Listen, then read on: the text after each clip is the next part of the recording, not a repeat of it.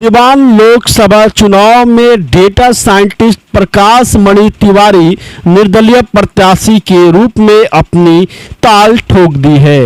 देश के बड़े बड़े कंपनियों में जॉब करने के बाद अमेरिका में जाकर बड़ी कंपनी में नौकरी की, लेकिन वहां से समाज सेवा की भावना मन में जाग गई, जिसके बाद अमेरिका की नौकरी छोड़कर वे सिवान आ गए और सिवान लोकसभा चुनाव में निर्दलीय प्रत्याशी के तौर पर कूद पड़े।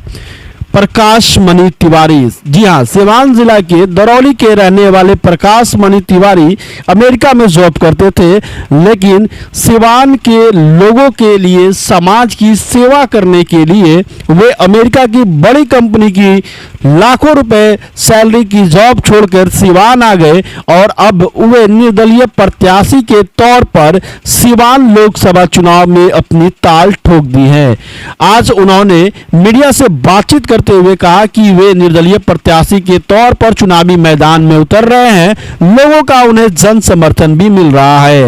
उन्होंने कहा कि जो आम लोगों की मूलभूत समस्याएं हैं, जैसे सिवान जिला के कई चौक चौराहों, कई बाजारों, जो गांव के बाजार होते हैं, वहां पे शौचालय की व्यवस्था नहीं है। महिलाएं जो घर से बाहर निकलती हैं, मार्केटिंग करने के लिए बाहर निकलती है, खरीदारी करने के लिए बाहर निकलती है, उनके लिए किसी भी तरह की मूलभूत सुविधाएं नहीं है। शौचालय की व्यवस्था नहीं होने से उन्हें काफी परेशानियों का सामना करना पड़ता है। इसके साथ ही जब वे गांव की औरतें जब सिवान शहर में आने के लिए बस स्टैंड जाती है, तो बस स्टैंड पे किसी भी प्रकार के शेड की व्यवस्था नहीं होती है, जिससे लोग इस कड़ी धूप में इधर उधर भटकते हैं, पेड़ के नीचे छांव के लिए जाते हैं, किसी दुकान पे जाते हैं तो दुकानदार वहां से हटा भी देते हैं।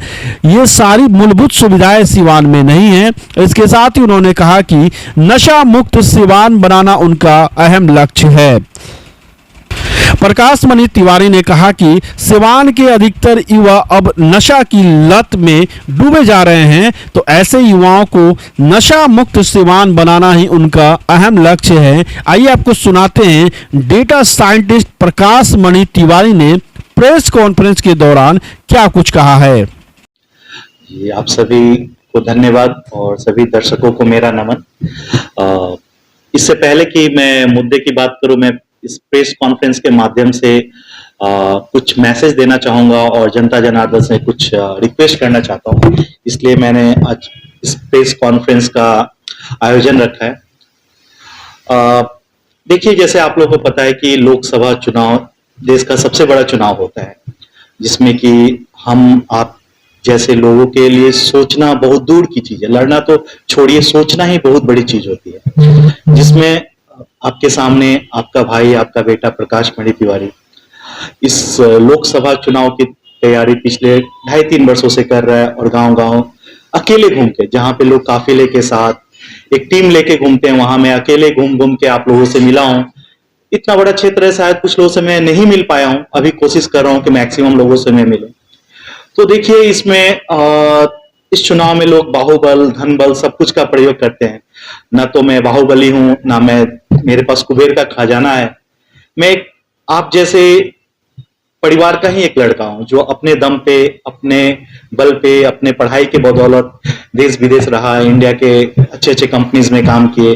और कोरोना के बाद मुझे लगा कि जो जमीनी मुद्दे हैं उन्हें उठाना चाहिए। यहाँ पे एजेंडा बेस्ड पॉलिटिक्स होनी चाहिए, जो मुझे लगा कि यहाँ पे बहुत बड़ी जो कमी है हमारे समाज में, हमारे प्रदेश में, जो कि लोग एजेंडा बेस्ड पॉलिटिक्स नहीं करते, हमेशा कास्ट, क्रीड, रिलीजन, इन सभी चीजों को लेकर ही चुनाव होते आया।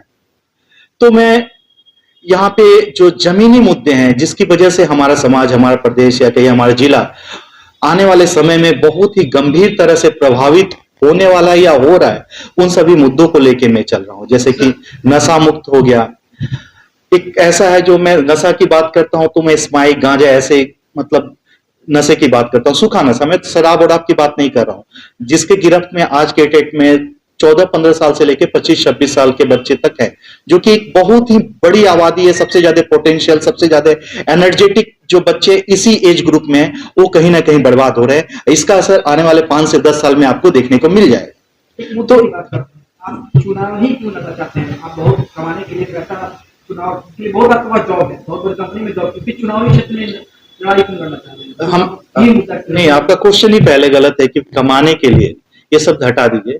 मैं समाज की जो प्रॉब्लम्स हैं उसको हटाने के लिए चुनाव लड़ना चाहता हूँ। मुझे लग रहा है कि जब तक हम जैसे लोग, आपके हमारे घर के बच्चे जब असली मुद्दों के लिए लड़ाई नहीं लड़ेंगे, तब तक ये जो तानाशाही, जो लोगों का जो परंपरा चलता है कि नेता का बेटा ही नेता बनेगा, ऐसी परंपरा चली आती रहेगी। हमेशा बाहुबली, हमेशा कुबेर बली। आप देखिए, अब सिवान की स्थिति उठा के देख लीजिए, किन किन लोगों को टिकट मिला है। आप देखिए कैसे लोगों को टिकट मिल रहा मुद्दा है। क्या होगा, किन मुद्दों पर आप चुनाव लड़ना चाहते हैं, क्या कुछ सुधारना चाहते हैं? देखिए, मैं जमीन के जो सबसे मूलभूत से लेके बहुत ही गंभीर समस्याओं को लेके मैं चल रहा हूं। मूलभूत सुविधाओं की बात करें तो आप किसी भी बाजार में चले जाइए, पूरे जिले के सिवान की बात करो, कहीं भी आपको एक सुलभ शौचालय की व्यवस्था नहीं मिलेगी। आज के इस आधुनिक युग में हमारी माता बहनों को रोड के किनारे बैठने के लिए मजबूर होना पड़ता है। किसी भी बाजार में एक बस स्टैंड की व्यवस्था नहीं है। अब गर्मी का दिन आ रहा है, आप चाहें कि कहीं हम बस स्टैंड पे खड़े हो जाए 10 मिनट के लिए परिवार लेके, तो नहीं है कि इस दुकान के सामने, उस दुकान के सामने, इस पेड़ के सामने, उस पेड़ के सामने आपको हटाया जाता है। हटिए हटिए। एक भी बस स्टैंड की मतलब जहां शेड हो, बढ़िया से व्यवस्था नहीं है। सुलभ शौचालय की व्यवस्था तो जगह जगह कराई गई है सरकार के किस द्वारा। बाजार में, आप बताइए किस बाजार में? आप सिवान में कितने सुलभ शौचालय, कितनी माता बहनों के लिए सुविधा है। आंदर चले जाइए, आसाओं चले जाइए, चैनपुर चले जाइए, रघुनाथपुर चले जाइए, इधर टाड़ी बाजार चले जाइए, ताली बाजार चले जाइए। बताइए किस बाजार में सुलभ शौचालय की व्यवस्था है जहां पे हमारी माता बहनें मतलब किसी को, क्योंकि ये तो नेचुरल कॉल है, इसमें कहाँ। जब प्रकाश जी, बिहार की जनता आमतौर पर जात पात देती है, हिंदू मुस्लिम मस्जिद मस्जिद पे वोट करने वाले लोग आपके जैसे शिक्षित लोग क्यों चुने? देखिए, यही तो माइंडसेट बदलना है, जो जिस तरह से ग्लोबलाइजेशन हो रहा है। देखिए, बिहार कहाँ वो छोड़िए, लेकिन ग्लोबलाइजेशन की वजह से आपके हाथ में ये स्मार्टफोन है, जो कि अमेरिका में एक लड़का सेम फोन सैमसंग का या किसी ब्रांड का यूज कर, इसको ग्लोबलाइजेशन कहते हैं। इसको आप विकास से नहीं जोड़ सकते, ग्लोबलाइजेशन है। तो लोगों का जो माइंडसेट है, जो आज के जो भी है लोग सोशल मीडिया के माध्यम से इतने जागरूक जरूर हो चुके हैं, उनको पता है कि उनके लिए क्या अच्छा है। किसी भी आदमी, एक आम आदमी के लिए अच्छा है कि उसका जो जिला हो शांत हो।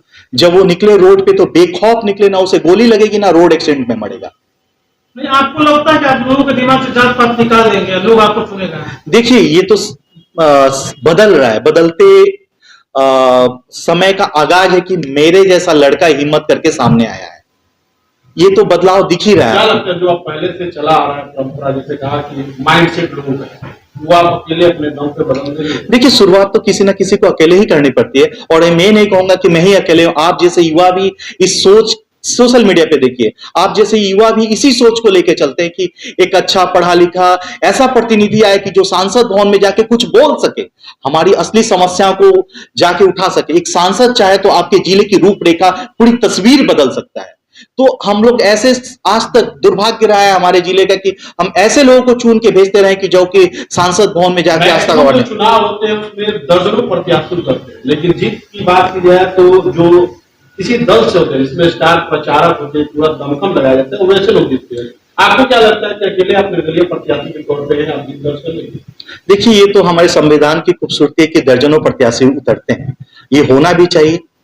रह गई जो अभी पूरे बिहार का, सिवान का ही नहीं, पूरे बिहार का जो माहौल है, जो मेरा 3 साल पहले का रिसर्च है, आप लोग के माध्यम से मैंने कहा भी कि पूरे बिहार में एक बहुत बड़ा वैक्यूम है। क्योंकि जो ये लेगेसी चली आई है बाहुबलियों का, परिवारवाद, एक ही पार्टी के लोग आएंगे, उनका बेटा वो एमएलए थे, एमपी थे, तो उनका बेटा एमएलए बनेगा, वो बनेगा, ये चीजें कम से कम पिछले 50 वर्षों से चली आई है। तो कोई भी चीज का अंत होता है। एक बहुत बड़ा वैक्यूम है हमारे बिहार में कि युवाओं के लिए, हर पोजीशन के लिए, कि हर वर्ग से, हर जाति से, हर धर्म से जो भी युवा इस क्षेत्र के हैं, हमारे जिले के या हमारे प्रदेश के, वो आगे आए, इस रण में भाग लें, इस प्रतियोगिता में। जीतना हारना अलग चीज है, जब लोग आएंगे तभी ना लोगों को ऑप्शन मिलेगा, बेस्ट वर्सेस बेस्ट। आपने बाहुबली की बात की, कौन है बाहुबली और बाहुबली के आगे आप टिक पाएंगे?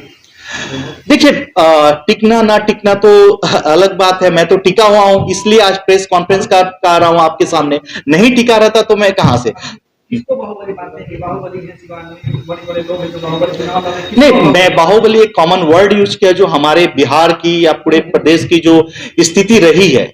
बहुत सारे बाहुबली जो आप सोशल मीडिया के माध्यम से जान सकते हैं कि कौन कौन बाहुबली हैं। जैसे शहाबुद्दीन साहब का नाम बाहुबली में आता था, अनंत सिंह का नाम आता था, ऐसे लोग हैं जो बाहुबली के नाम से जाने जाते हैं।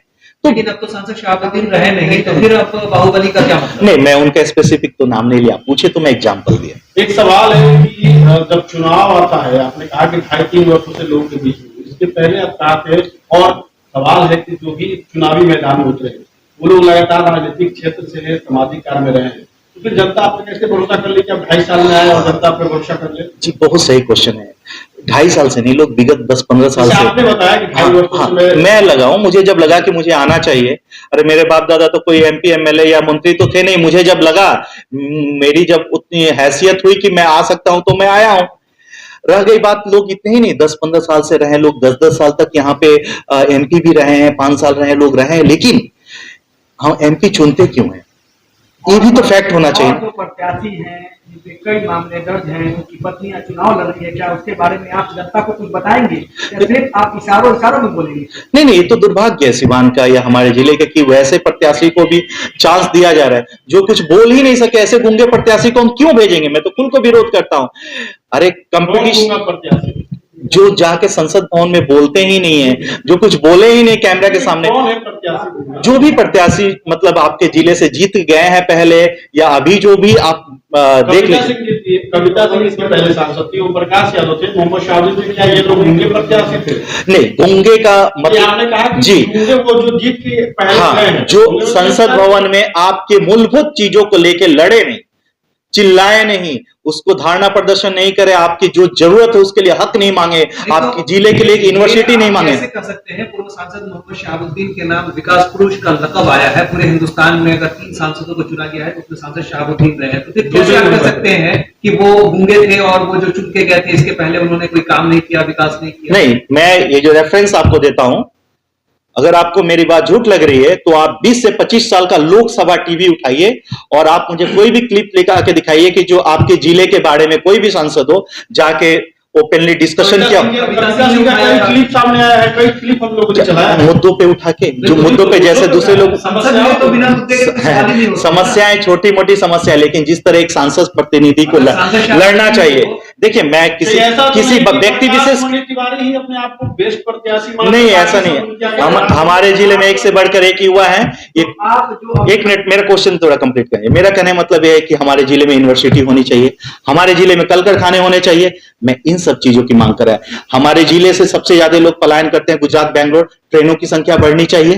तो ये नहीं, रमेश क्या मानते हैं? रमेश सिंह जो विजयलक्ष्मी की पत्नी, उनको आप क्या मानते हैं? किस नजरिए से उनको देखते हैं? क्या है बताइए।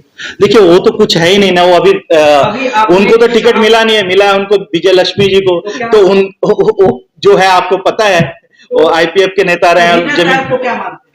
हिना साहब को मैं ये मानता हूं कि एक जैसे KGF में एक डायलॉग था ना, दुनिया में सबसे जो ताकतवर है तो माँ है, तो ओसामा साहब के लिए अगर सबसे मतलब लक्की इंसान है तो ओसामा साहब है कि उनके पास हिना साहब जैसी माँ है।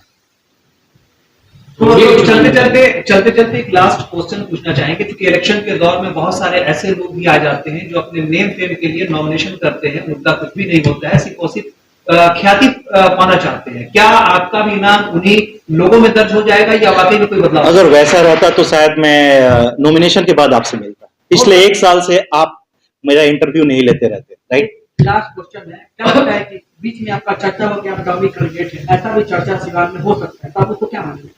करने दीजिए, लोग तो बोलते हैं 1000 हाथी चले बाजार तो कूदता वो के 1000 में हमरा क्यों करेगा? जिसको जो बोलना है बोले, लेकिन मैं जो असली मुद्दों की लड़ाई लड़ रहा हूं, समझिए इस चीज को।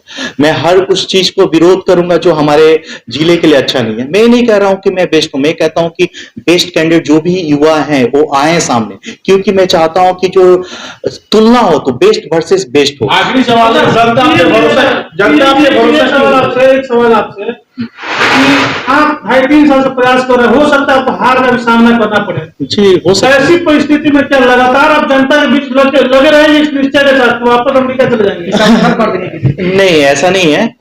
मेरा यही प्रयास रहेगा। देखिए, मेरे मुद्दे बहुत ही साफ है। जो स्माइक की समस्या है जो युवाओं को खत्म कर रही है, मैं चाहूंगा कि सरकार जो भी पावर में रहे उनसे मिलके, देखिए ये इलेक्शन को लोग पर्सनली ले लेते हैं। एक दूसरे का विरोधी समझने लगते हैं, उनके जान पे आ जाते हैं। ऐसा नहीं, ये तो मतभेद हो सकता है, पर्सनली हमारा आपका कैसे दुश्मनी हो सकता है। सर आप बड़े बड़े पद पे रहे हैं, आप अमेरिका में भी रह चुके हैं।